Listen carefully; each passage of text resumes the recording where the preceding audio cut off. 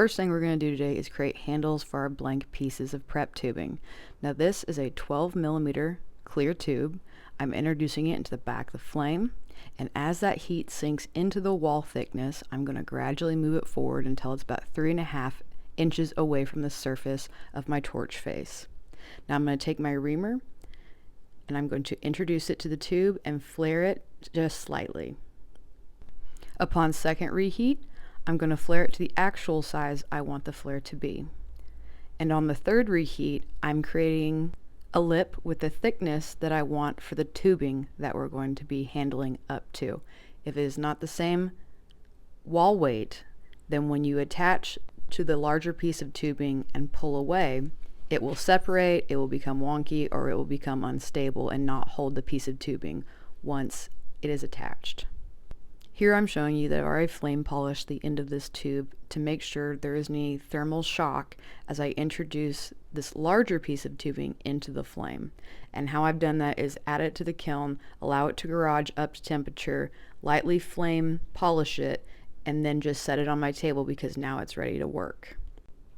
What we're looking to do here is create a gradual slope in our tubing to handle up to instead of an abrupt right angled hole that can happen if you press too hard or handle the tubing incorrectly.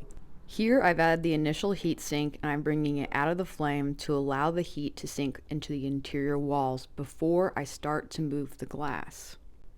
If the heat does not penetrate down to the center of the tubing, the most interior part of that wall weight, when I go to press it here on the marver, the interior will not move and the exterior will, which means that it will ripple or gather in a way that is undesirable and will be very difficult to move back into position later when trying to pull the handle.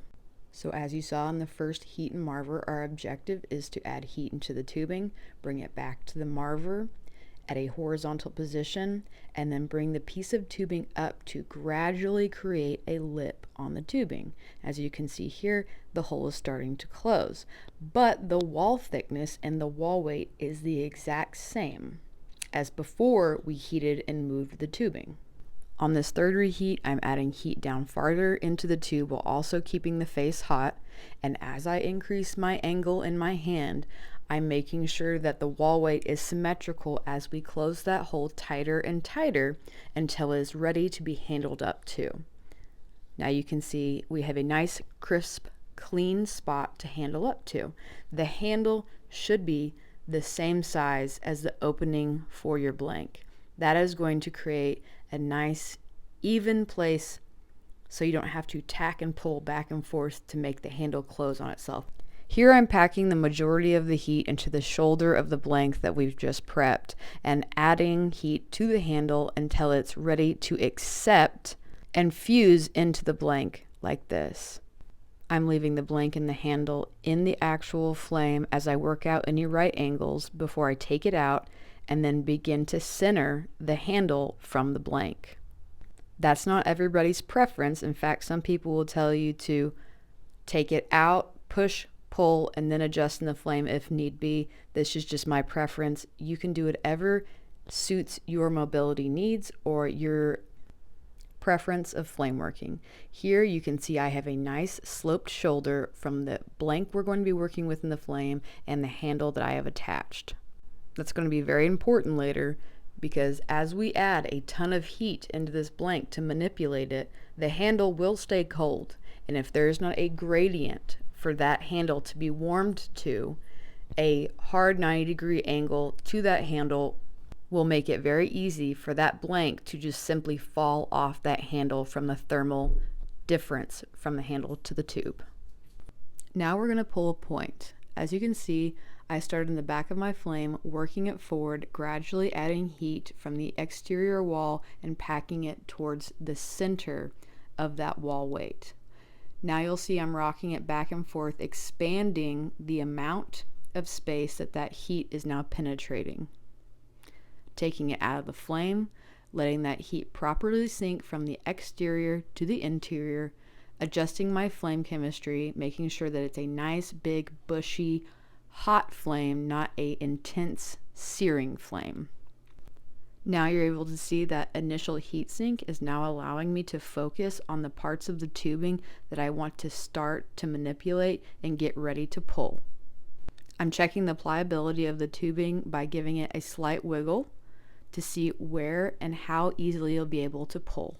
I've brought it out of the flame. I'm letting it set up just for a moment before I begin to pull while my hands are still turning. I want to keep the point on center as I pull, so as I pull out, then I recenter and then begin to pull again. Now that my handle is the length that I want, I'm going to let it set up for a second. And now at the end of the blank that I'm pulling away from, I'm going to flame cut it away. I'm wiggling the glass to help center the spot where I'm pulling the handle from the blank. I want the wall weight of the end of that blank to still be even as I pull it away. Because I now have excess glass on the end of my blank, I'm going to heat it up. I'm going to center it with gravity, letting it flow down, and now letting it flow up. I'm going to put air into it. I did bring it down too quickly, and you'll see that.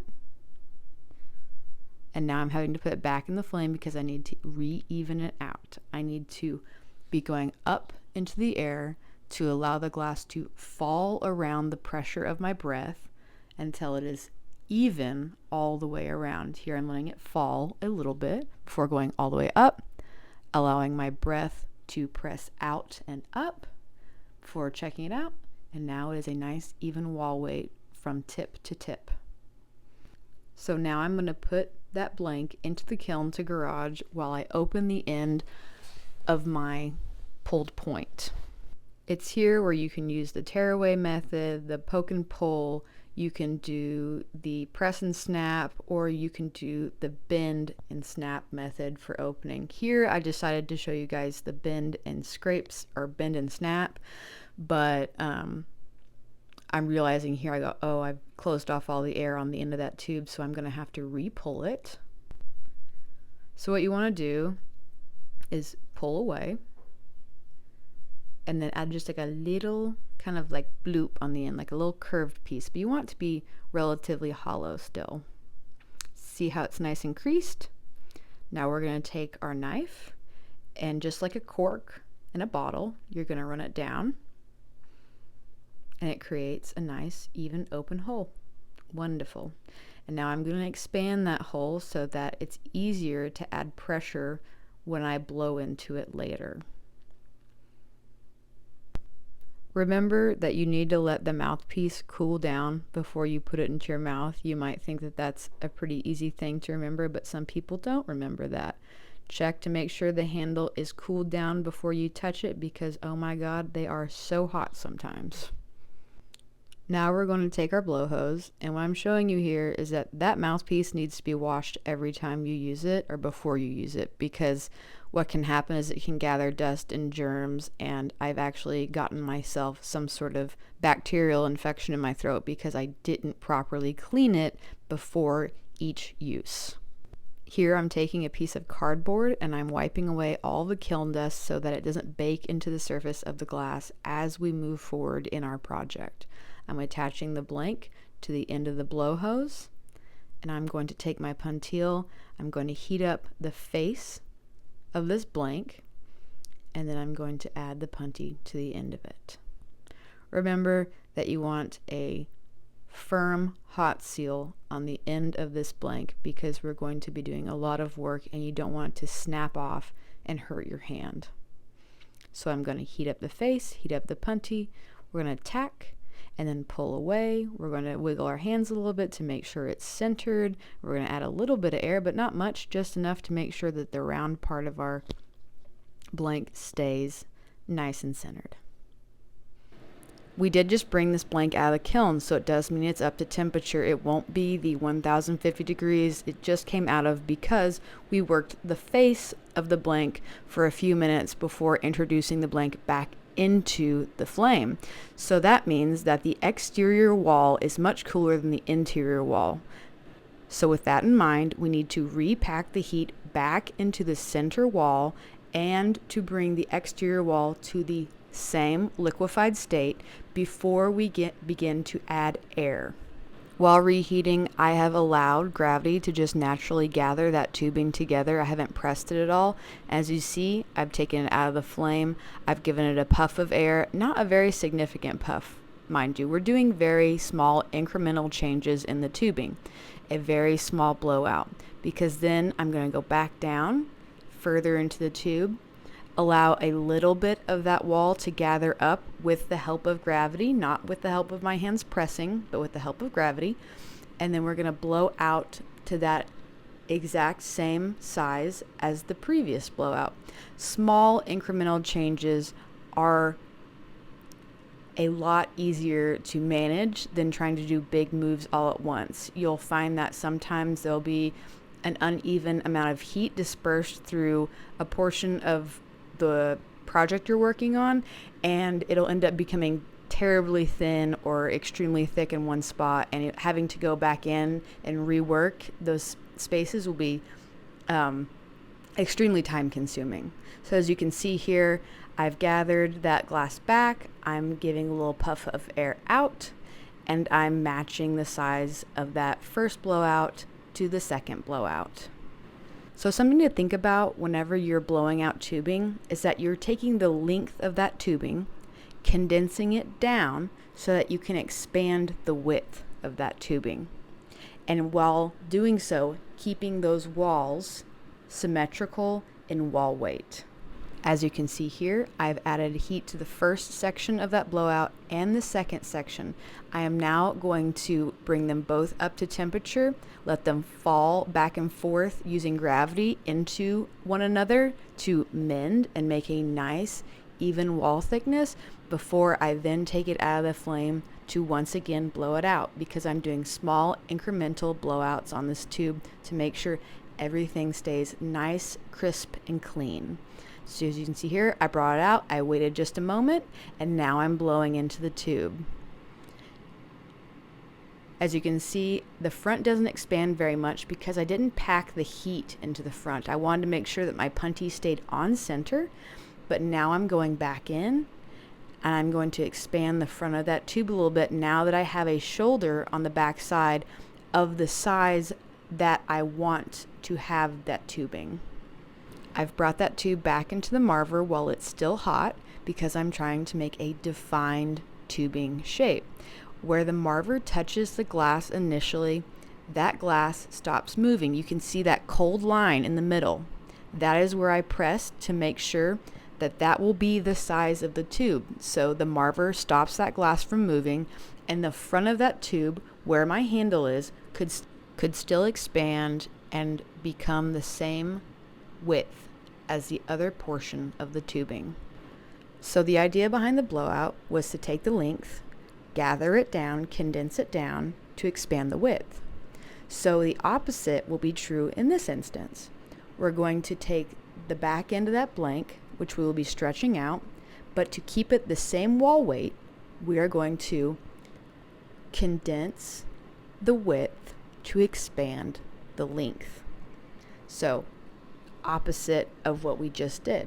We're going to allow that glass to get hot and movable. It's going to be able to manipulate, and it's going to be a little wiggly, a little wriggly, but that we're going to bring that wall, the exterior wall size down so that then we can pull it out. So as you can see, I've packed a lot of heat into that back side behind the blowout, and I am now giving it a nice light tug, allowing it to set up, and then pulling it farther down until I find a desirable size that I want for the overall section. Because that shoulder of the blowout acts as a heat break, I can go in right behind it and adjust the size of that pull by allowing the glass to begin to fall down, so then I can start to begin to pull it out. Just like that. I'm keeping a small bit of air pressure from my mouth in the tube. I'm not blowing it out. I'm just holding the wall weight up. I'm supporting the glass with my breath to make sure it doesn't fall in too much while I'm allowing it to condense.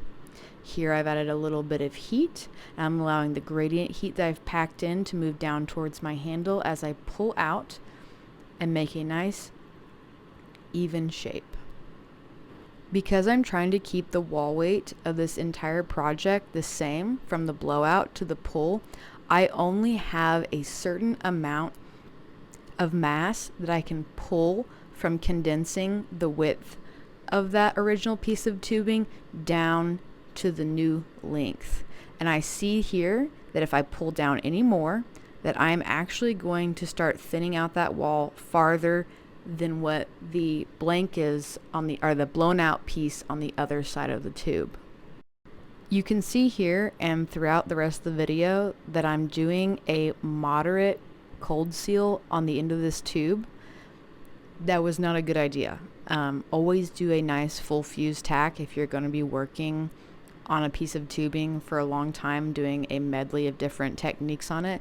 Go ahead and always make sure that it's fully fused so that it doesn't fall off the way it does for me throughout this video and doesn't possibly ruin your piece of tubing.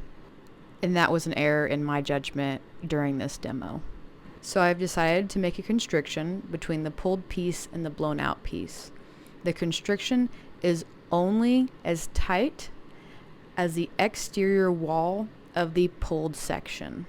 The reason I'm making this constriction is to make a defined shoulder, because I'm going to go back into the blown out section, condense it further, and blow it out more. But because of that, I want to protect the thinner piece. It's not thinner, it's smaller. That smaller section of tubing from wiggling around or becoming too hot or molten. That shoulder is going to buffer a ton of that heat from expanding or radiating down into that thinner piece of tubing. Though the wall weight may still be the same, the tubing itself is thinner. The heat will condense more quickly within that wall weight because it has far less room to travel and expand, as opposed to the amount of time it would take to expand all that hot air within the blown out section. To make that constriction, all I was doing was packing heat into the spot where I wanted to create a crease, and then I was just lightly letting it set within the marver to naturally fall, adding a little breath as necessary to expand the wall out so it didn't gather or become uneven.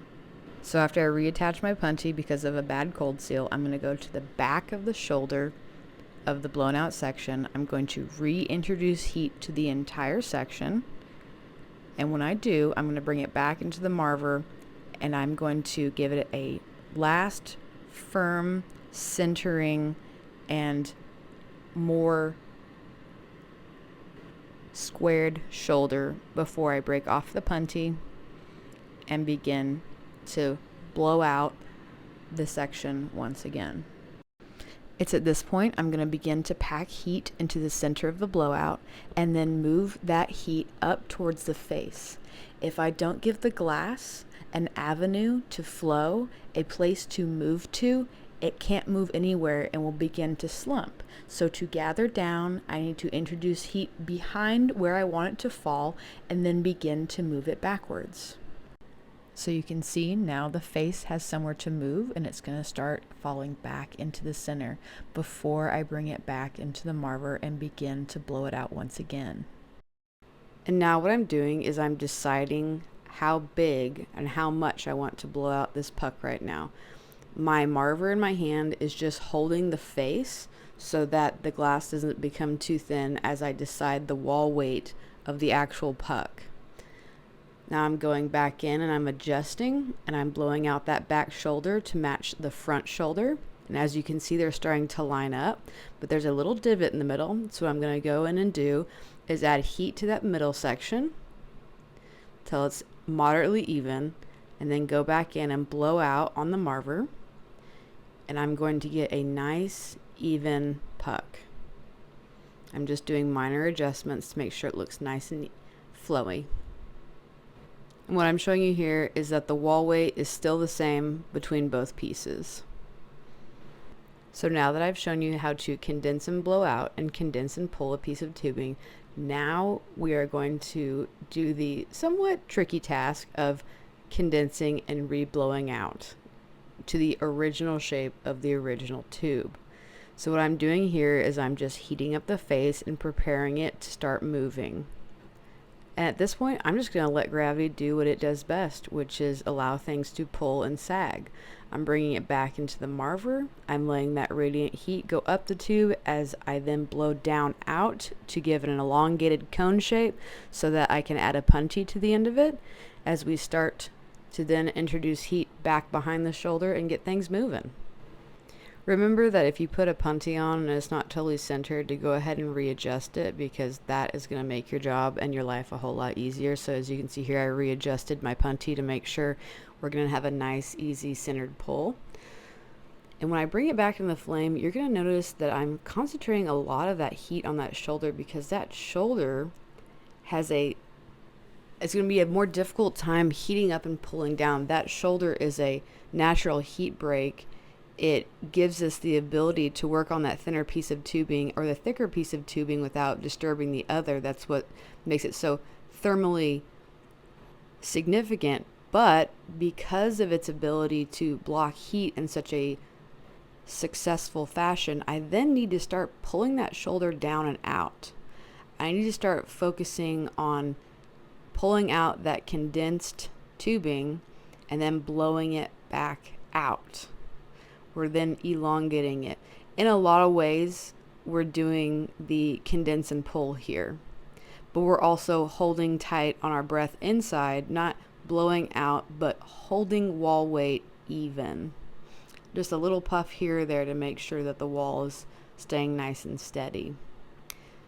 Here I'm going behind the shoulder and I'm introducing heat to the thinner piece of tubing, and then I'm moving up into the shoulder and allowing them to naturally gather. I'm not pressing, I'm not pushing, I'm just blowing and allowing the mass to gather naturally. As you can see, my hands are at an angle. That angle is allowing that thinner tubing to naturally gather back towards the table, so that eventually when I bring my hands down and horizontal into the marver, there is a good mass gathered where I'm focusing my heat, and that heat is also radiating into the shoulder or the divot that I've previously made when we made that deep crease between those two different sections.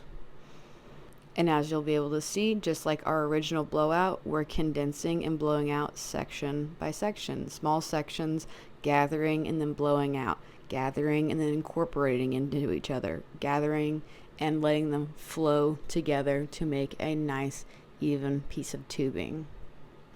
So now I'm working on that second section, allowing gravity to do all the work for me, letting it gather, letting the radiant heat go up that piece of tubing to then allow it to begin to fall into that piece of tubing, as gravity then allows both pieces to start to integrate with one another before I take it out and begin to blow or put it into the marver. As you can see just by the shadow itself, you can tell that they're both at a point where they're almost even with the piece of tubing that I just pulled on the other side.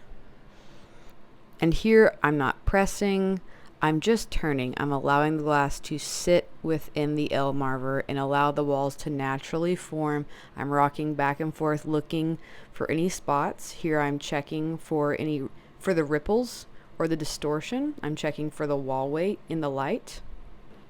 So now I'm going in and I'm getting rid of the ripples or dimples on the interior of the glass that I've created by condensing, expanding, condensing, and then reblowing back out. The thing is, glass has memory, and that is why you get those little ripples inside, because whenever you condense and then pull, sometimes those molecules inside the glass stick together like little held hands, and they don't want to let go of each other, and you're not necessarily trying to get them to let go either. Essentially, you want two clasped hands to then just be gradually letting go of each other until they're just fingertip to fingertip from each other. That's the ideal way of thinking about having those molecules pull away from each other. You're not trying to rip them from each other. You're just trying to gradually let them fall away until they're just touching at the tips of their fingers.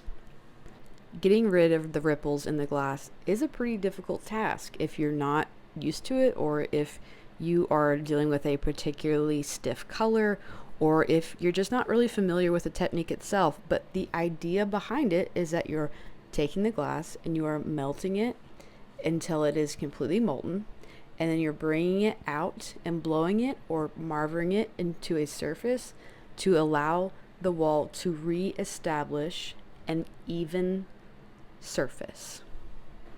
You're trying to let those bonds within the glass redefine themselves and find their own nice, unique spot. You're trying to let them settle into a place where they are cozy and comfy, and they are not too close together, nor are they too far away from each other. And I've reworked it a couple times. I'm going into the light. I'm looking to see where my ripples are. And as you can see, there are a couple ripples in there, but for the most part, the wall thickness is very even. Now, can I go ahead and work these out more? Yes. And ideally, if I was going to be using this piece of tubing for something, I absolutely would. But because this is a piece of demo tubing and I don't want you guys to have to suffer and sit and watch me do this for 10 more minutes, I'm just going to go ahead and finish this blank out. I'm pulling off that clear that came off at the end of that puntee, and I'm just going to blow out this end and marver it. I'm just trying to see if I have nice even walls all the way down, which I don't, so I'm doing a readjustment here. I'm letting it blow out. You know, the idea of this technique is fairly simple, but just know that it does take time and it does take effort to achieve a very successful and seamless reincorporation of glass. Glass doesn't want to be reincorporated. Once you do something to it, it wants to remember those things. It wants to be those things. So, you know, you just have to take time and care and consideration. And, you know, none of us like sudden change, at least a lot of us don't. And so we have to remind ourselves that the glass doesn't either. So it's going to take time to reestablish those nice, even walls. But yeah, that was my demo today. I hope you guys enjoyed. I hope it was helpful. If you have any questions, you can ask down in the comments. You can send me an email on my website if need be, or you can send me a DM on my Instagram. You're always welcome to ask questions. Thank you guys so much for being here. I hope you have a great day, and I'll see you next time.